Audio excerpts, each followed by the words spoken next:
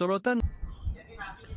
Assalamualaikum warahmatullahi wabarakatuh. Tuan-tuan, cuba tengok video yang akan saya paparkan selepas ini, iaitu berkaitan dengan fitnah dan juga tuduhan melulu yang dibuat oleh, saya kira, mungkin influencer PAS yang cuba nak buat fitnah, tak habis-habis buat fitnah. Cuba tuan-tuan tonton dulu, lepas ni saya jawab. 5 isu kerajaan PHBN ikut telunjuk DAP.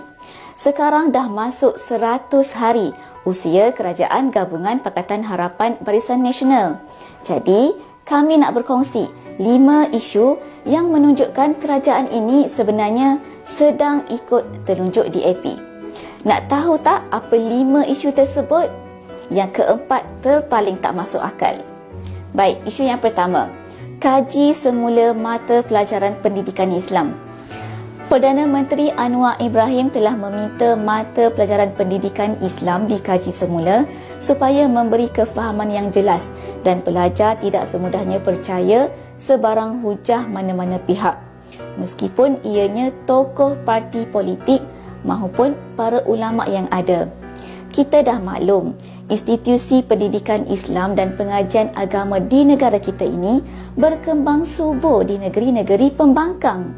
Permintaan PN ini seolah-olah menanam rasa curiga serta menimbulkan polemik terhadap hal ehwal umat Islam yang boleh mengundang perpecahan. Selain itu, ia juga boleh memarakkan agenda liberalisme dan pluralisme ke dalam pendidikan pelajar. Tak habis-habis mereka mentohmah, memfitnah, menuduh yang kerajaan perpaduan ini dikuasai oleh DAP. Sedangkan kita tahu dan kita yakin bahawa DAP tidaklah menguasai kerajaan ini. Mereka bukanlah dominan dan bukan majoriti pun dalam kerajaan perpaduan ini. Malah kita lihat bagaimana apabila Datuk Seri Anwar memperkenalkan agenda Malaysia Madani yang kita tahu ianya adalah mengambil ibrah daripada Piagam Madinah ataupun Kerajaan Madinah itu sendiri, DAP tidak menentangnya. Tidak sebagaimana Kerajaan Muhyiddin tak cakap pun pasal Islam, slogan untuk menegakkan Islam dan sebagainya. Dan kali ini dalam tuduhan pertama ni, mereka menuduh bahawa Datuk Seri Anwar meminta supaya dikaji semula mata pelajaran atau subjek agama Islam di alam persekolahan, dan mereka nak mengaitkan dengan kononnya Datuk Seri Anwar nak menerapkan nilai-nilai liberalisme dan pluralisme dengan membuat kajian tentang silibus pendidikan ni, dan mereka pula nak mengaitkan bahawa ini adalah arahan ataupun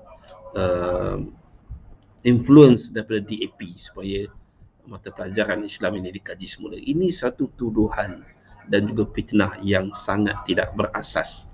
Sedangkan saya yakin Datuk Seri Anwar meminta kajian semula itu adalah kerana supaya pelajar-pelajar kita ini dapat berfikir secara matang dan tidak menerima segala pandangan dan juga segala kenyataan yang dibuat oleh mereka-mereka yang kadang-kadang nak mengelirukan rakyat, nak mengelirukan kita semua ini dengan menggunakan asas perkauman dan juga asas agama. Kita tidak mahu rakyat kita ini terpedaya dengan budaya takfiri, iaitu melabel dan juga mengkafirkan orang lain. Kita juga tidak mahu rakyat kita ini sewenang-wenangnya menerima pandangan sehingga taat 100%, sami'na wa ata'na, apa juga yang diperkatakan oleh seseorang yang mungkin bertaraf ulama, mereka taat dan patuh. Sedangkan kita kena ingat bahawa ketaatan kepada makhluk itu adalah tidak mutlak. Jadi sebenarnya bukannya Datuk Seri Anwar menyuruh kajian semula ini dibuat untuk menerapkan ajaran liberalisme dan pluralisme seperti yang dituduh dan difitnah dalam video sebentar tadi.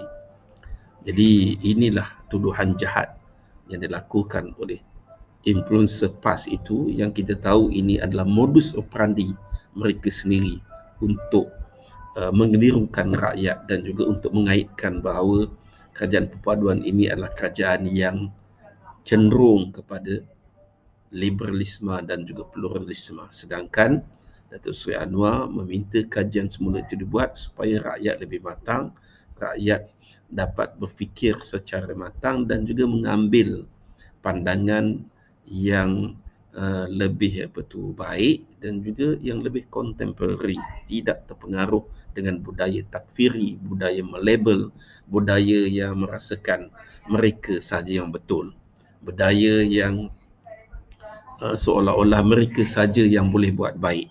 Orang lain buat baik walaupun atas nama Islam, semuanya tak baik dan juga ditolak oleh Allah Subhanahu Wa Taala. Jadi itulah sebenarnya apa yang dinyatakan oleh Datuk Seri Anwar. Bukannya atas arahan DAP ke siapa ke. Dan yang paling teruk ialah tuduhan mereka nak mengaitkan kerajaan perpaduan ini dengan liberalisme dan juga pluralisme.